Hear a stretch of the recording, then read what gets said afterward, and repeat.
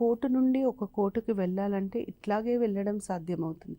కానీ లేదు లేదు నేను ఇట్లా డైరెక్ట్‌గా వెళ్తాను సబార్డినేట్ కోర్ట్ నుండి సుప్రీం కోర్ట్ అంటే కుదరదు. దీన్ని మనం ఈ పద్ధతి మనం లైన్ ఆఫ్ కమాండ్ అంటాం. దీన్ని మనం వయలేట్ చేయలేం. ఒక లెవెల్ నుండి ఇంకొక లెవెల్‌కెళ్ళాలి.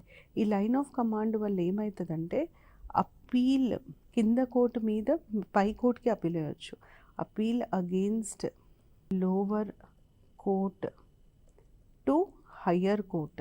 హై కోర్ట్ కాదు, హయ్యర్ కోర్ట్. ఇది సాధ్యమవుతుంది. హయ్యర్ కోర్ట్ ఇదొకటి. దాని తర్వాత లైన్ ఆఫ్ కమాండ్‌లో ఏమైతదంటే higher court controls the lower court.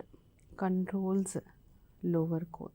మనకు అర్థం చేసుకోవాల్సింది ఏంటంటే ఇంటిగ్రేటెడ్ జ్యుడిషియరీ అన్నది మనకి కోర్ట్ల మధ్యలో ఉండే సంబంధం గురించి చెప్తుంది. This is about the relationship between courts. దీన్ని ఇంటిగ్రేటెడ్ జ్యుడిషియరీ అంటారు.